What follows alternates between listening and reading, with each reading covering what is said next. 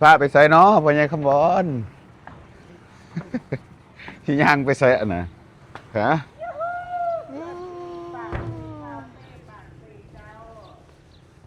สบายดีพี่น้อง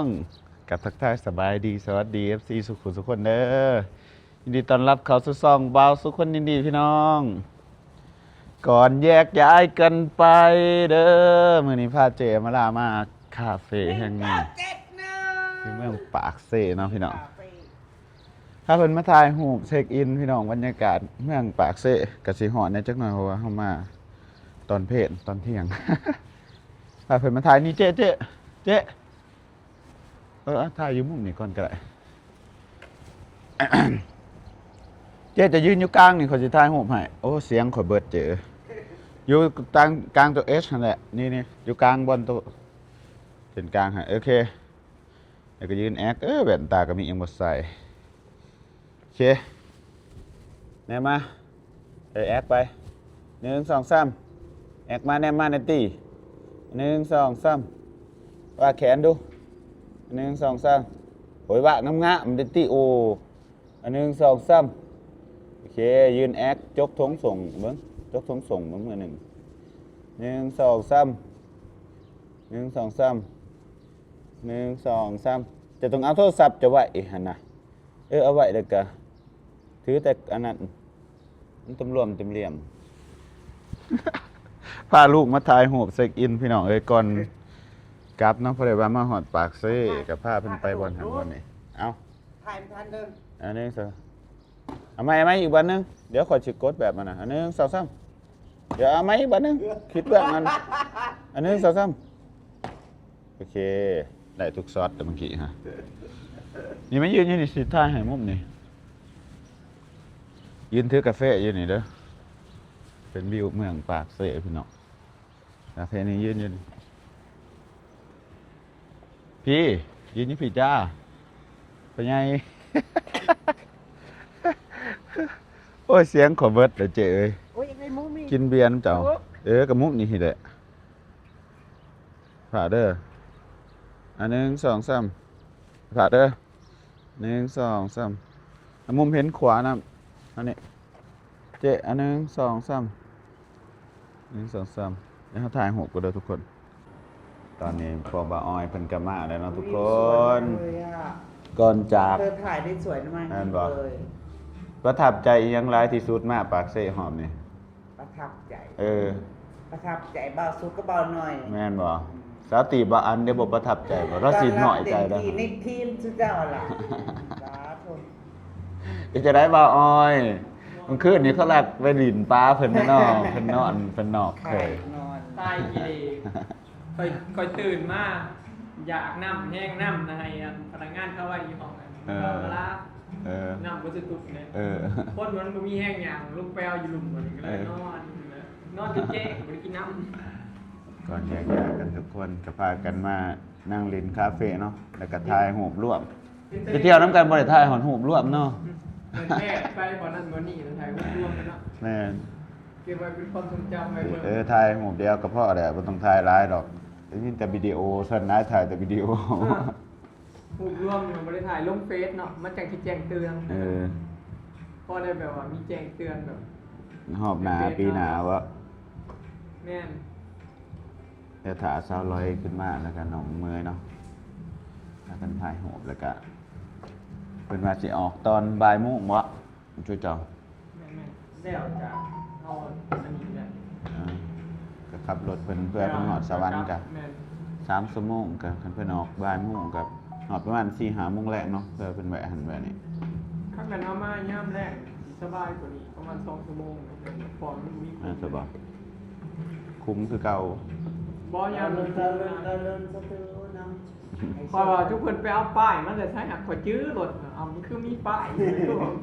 ไปลอยใส่ ป้า ป้าย มันใส่ป้ายมันเสาเนี่ยวะ9676 เห็นจะแนมอันคลิปประจำมาเลย ตอนนี้พากันมาครบแล้วพี่น้องพากันถ่ายรูปตอนแยกย้ายโอ้ยไปดูลายมันสิมีแต่เมากับเมา รู้ว่า บรรยากาศดีบ่เอา ดีดีตัวอย่างนี้ กล้องตัวนี้มันขากเลยมันบ่หย่อนแสงเนาะขากเนาะมันบ่คือโทรศัพท์ แจ้งโคตรซิวแต่ละเม็ดเห็นโคตรไฟมีซิว เห็น นี่ บ่ ก็ บ้านคืนนี่ก็แจ้งๆนะคุณจอน เออ เตรียมของมาเนาะ มันไม่โหมดกลางคืนบ่าวอ้อยว่าอยากได้อีกเพิ่นว่า อะไรเนี่ย 16,000เดี๋ยวนี้มันยังเหลือ ซื้อ 16,000 ไงเดี๋ยวตี้ ดีใจ พอเนาะ คอยห้าบุมักไปเฮ็ด ได้แบต3ก่อนใส่เบิดมือโลด16,000ฮะไปสาแบต3ก่อนแล้วก็ได้ไป เจ็ดทอกนั่นเลย ซื้อรุ่นนั้นเลยใช่ไหม นั่นแหละจะมาซื้อกระบะซื้อมึงเขาถ่ายเดี๋ยวโทร เมื่อ ศัพท์ บ่ เข้า ได้ ไป ถ่ายนะโมเมื่อยมากเลยถ่าย อ่า โทรศัพท์เอาไว้แต่โหลดคลิปก็พอ ได้แบต3ก้อนทำสิใส่ ปาดอยู่นะ ดีเด้ออย่ามาถ่ายทุกๆ ลุงลูกคาร์บอนโอเคแล้วสุดท้ายหายบีมุมภูเขานำมุมอย่างเงี้ย บ่ต้องนั่งแล้วนี่บ่คายาวอยู่ เดี๋ยว แดงโซดา แยกย้ายกันกลับนะบัดนี้ ถึงเวลาที่ต้องแยกย้ายเดี๋ยวกันเดี๋ยวพี่น้องแยกย้ายกันเดี๋ยวดีมันจังบ่ได้แบบเมาเนาะอยู่น้ำกันสมือหลายเมาสมือพี่น้องเลย โดนกินเท่านึงก็เป็นหยังดอกเดี๋ยวเมื่อเอากับไปพักผ่อน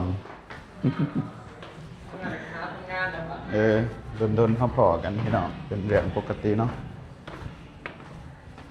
ก็อยากถ่ายบาทเท่านั้นถ่ายในกล่อง ยืดสาย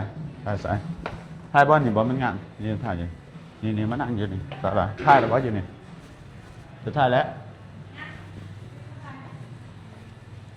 สุดท้ายน้องเมย์บ่ถ่ายบ่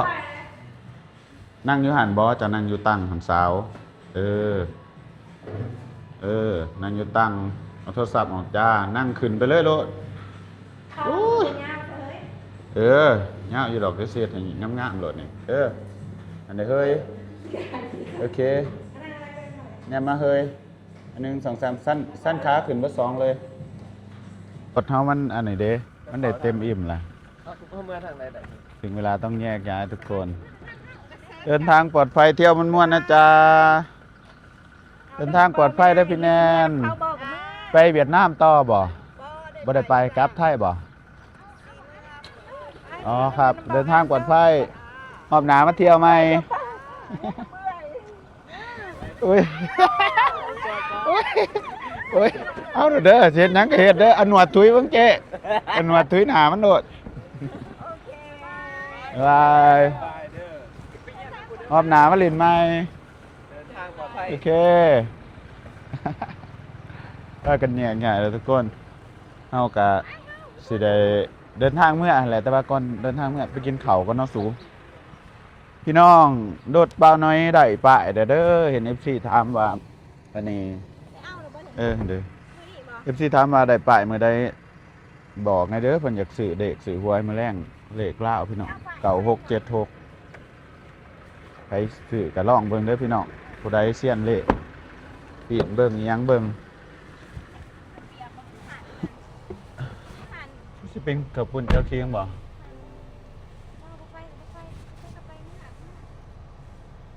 เหนื่อยซะมันกินหักไม่หลัด มากินที่หมันไม่หลัด พาแต่ปักเสไปกินอยู่หันในร้าน เมื่อพร้อมกันจ้ะเมื่อพร้อมกันก็บอกแล้วที่ว่าสันสิเมื่อพร้อมกันแนะนำกฎมา มันสิซื้ออัน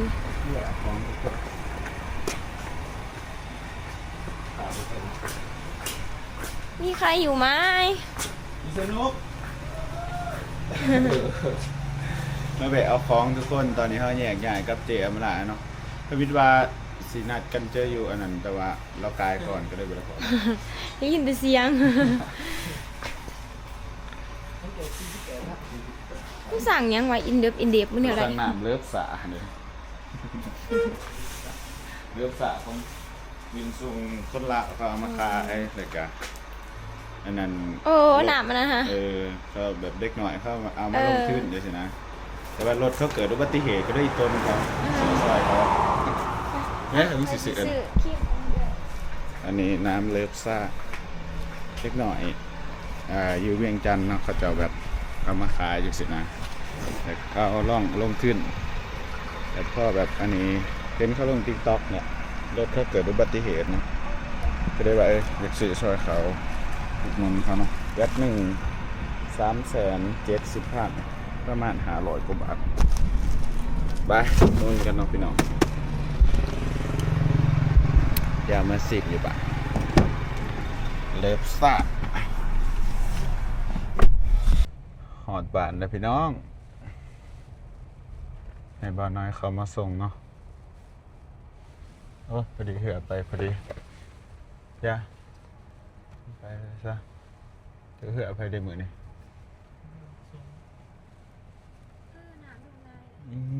ถึงบ้านแล้วออกจากบ้าน2 มื้อ ปล่อยเพื่อนน้องนายยังเต็มอยู่เนาะ เนี่ยนี่แหละ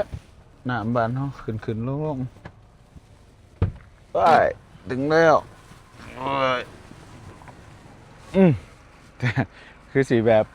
ทุกคนเพื่อหอดบ้านหอดเทือนคือสีมีแต่คนนอกคือสีมีแต่คนนอนพักผ่อนเติมตะเบียเขา2 มื้อนี่อันกูนะ โอ้ยยังบอกว่าขึ้นก็มาสูง นักเติบได้ของกูขึ้นมาเลยสิทีมงานเจเพิ่นก็เดินทางกลับบ้านพี่น้องจากปากเซ่ไปบ้านเพิ่นก็ประมาณ200เนาะ200 กว่า200 กิโลน้ำเลิฟซ่า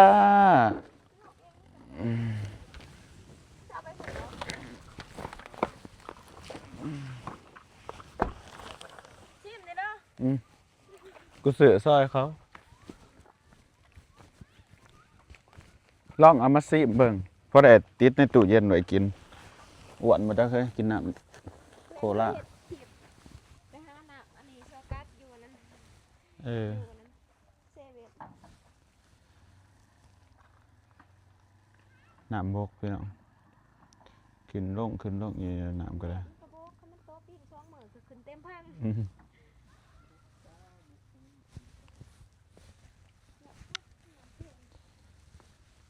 มาได้กับใจคอย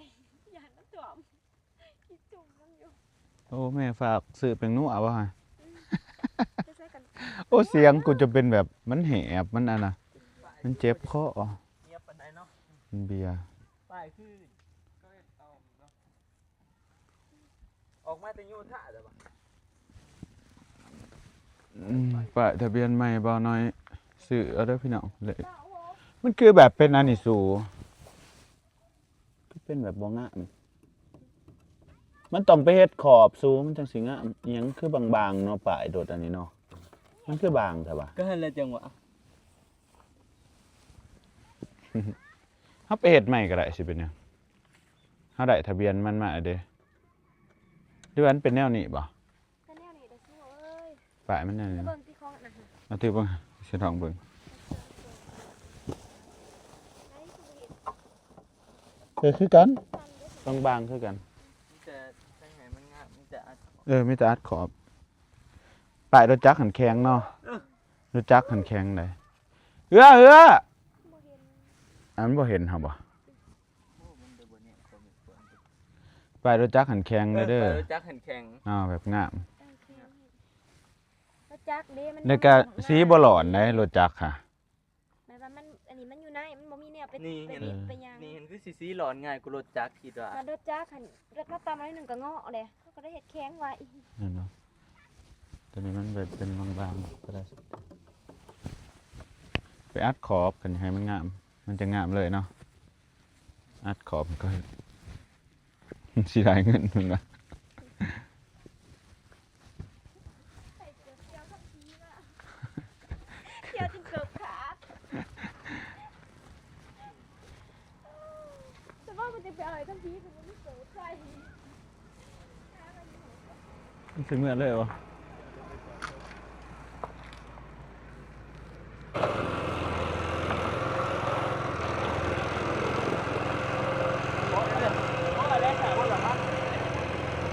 ว่าอะไร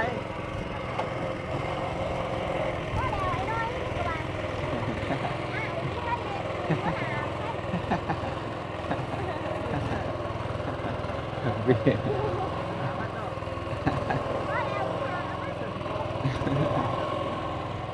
ดี๋ยวเรือไผถือเรือบักทรงแวนเรือมันสิหายเอาให้มันเต็มให้มันเศร้าพัดแวนเรือมันเฮย เรือมันเป็นเรือมันสิแม่นอยู่ดอก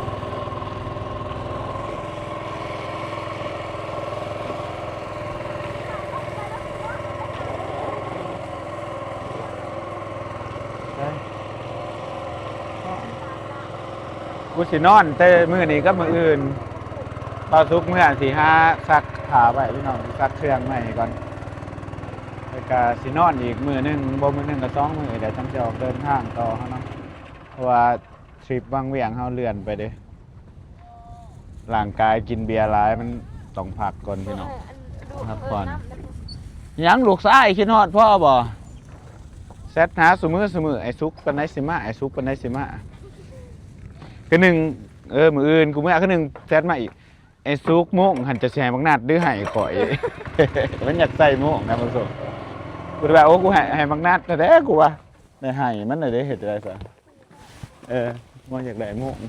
สงสัยแบบว่าเอ้ากูไปก็เอามาให้กูเห็นที่สงสัยทวงมันหมายบ่กูว่ากูให้บักนัดมันให้บักนัดแล้วก็อยากได้น้องก็อยากได้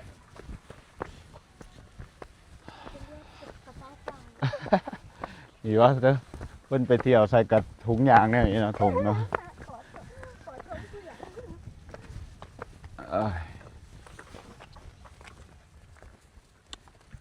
โอ้เสียปอลูกก็ว่าเสียปอนี่มันติดเอใหม่เดินใส่เอ็มขึ้นนี่หลังนี้เบิดขึ้นเขาหมั่งตั้งเตียงนี่ออกเนาะเตรียมอันเนาะติซิเลอร์โอ้ถึงกล้วยหรืองัวเนาะหอนดิร้อนมากอากาศเย็นอากาศร้อนอยากยกอากาศแบบปากซ่องเฮาคือสีขาวอยู่เนาะคันเฮาเย็นอยู่ปากซ่องเนาะแม่เอ้ยลูกกลับมาแล้วสิเอิ้นซะแม่ติลูกมาเด้อแม่ลูกมาฮอดเด้อแม่เอ้ยลูกหลาบ่เคยอยู่เพื่อนไม่ใหญ่สะอาโปเสียดายว่ามีสะอาโปกันสะอาโปกันไม่ใหญ่ขอมาแล้วติเฮาทุกคนเพื่อนไก่กันนี่แหละเนาะบ่าวสุกสาวตีบน้องอันแล้วก็น้องอาโปน้องปลาเพื่อนติดกันเนาะเพราะเฮาก็เลยไปหลินน้ำกันตลอดถึงแล้วจ้าสวัสดีจ้าเล่นกอดไฟเล่นกอดบ่าวสุกนี่หาบ่าวสุกป่ะลูกไส้กระเด็นมาก่อนวันนี้เว้ยพ่อบ่มีเสียงเลยเฮ้ยสวัสดีครับไปสั่งน้ำเลิฟซ่าน้ำเลิฟซ่าน้ำเลิฟซ่าพี่ซุงเหรอเด้น้ำเลิฟซ่าพี่ซุงเหรอเด้จะจักอยู่บ่แล้วมีดน้าใบบ่าวสิใคร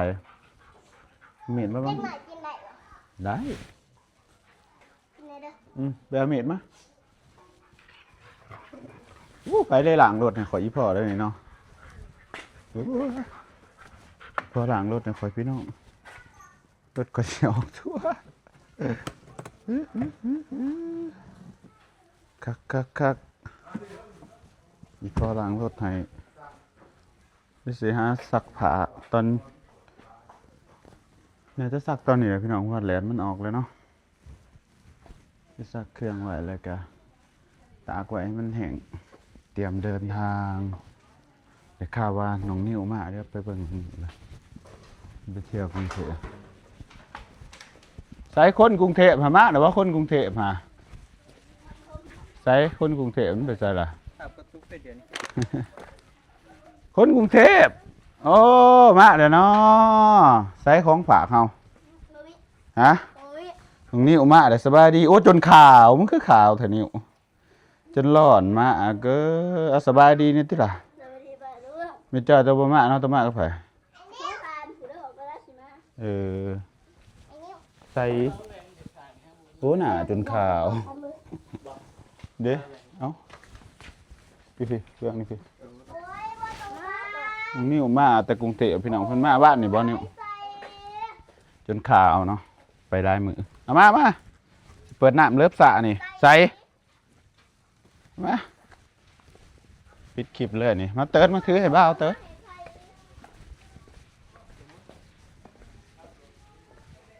เติร์ดเอามาเปิดให้มาติดให้บ้าวนะมาถ่ายคลิปให้บ้าวนี่เราสั่งน้ำเลิฟซ่ามาจักแล้วบ่ทันได้ชิมเนาะเอาไปแช่เย็นเด้อ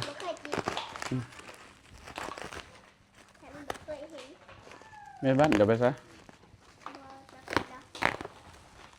โอ้นี่เหรอน้ำเลิฟซ่าเรียกว่า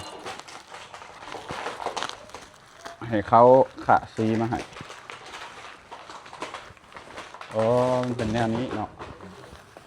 เป็นน้ำแค่ขายแป๊บซี่เนาะน้ำโซดาเป็นของน้ำแบรนด์ของยูทูบเบอร์ไทยเนาะคนดังยูทูบเบอร์ที่ดังอันดับต้นๆของไทยเขาเฮ็ดน้ำมาขายแต่คนก็มักซื้อพอดีว่าคนลาวเขา